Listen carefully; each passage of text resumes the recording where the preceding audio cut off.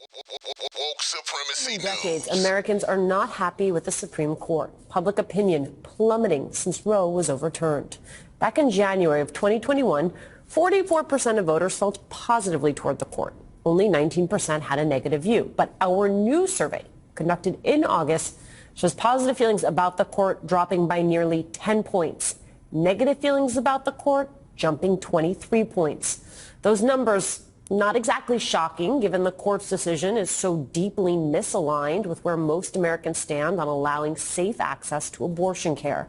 Because of stories like this one out of Louisiana, a woman named Nancy Davis says 10 weeks into her pregnancy, she learned her baby had a rare birth defect and would not survive its first week.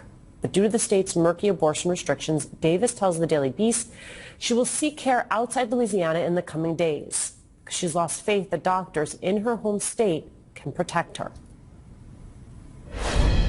I wouldn't want anybody to go through this, whether it's my kids, another woman who I don't know.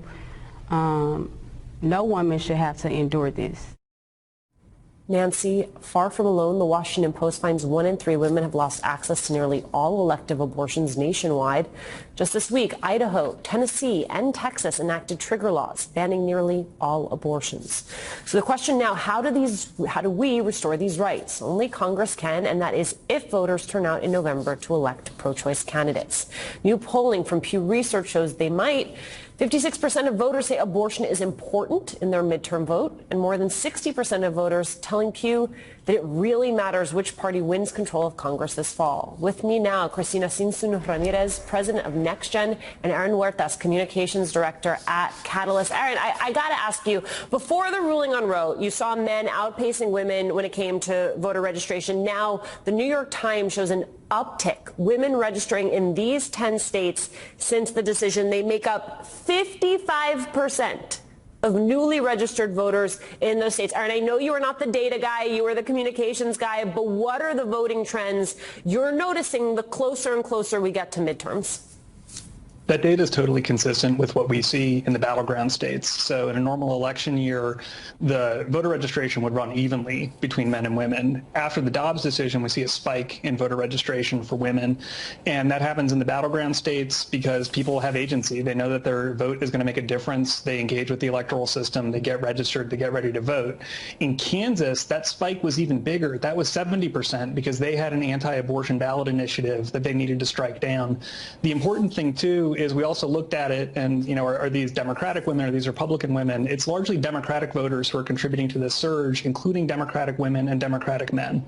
So there is backlash here. Yeah, Christina, Blake Masters, the Trump-backed Senate candidate in Arizona, recently scrubbed tough abortion restrictions from his website's policy page. Here is what Congressman Adam Kinzinger had to say about that. Take a listen. Somehow in the Republican Party, the crueler you are, the more likely you are to win a primary. So Blake Masters, for instance, can erase his website all he wants and now pretend like he's some soft on this guy. Yeah. But he isn't, because he used it to win a primary. I mean, Christina, I think if there's something we know about voters, it's that they want to know what you stand for. They want you to be clear about that, and they want you to be consistent. So how is this going to land, this about face? How's it going to land with voters?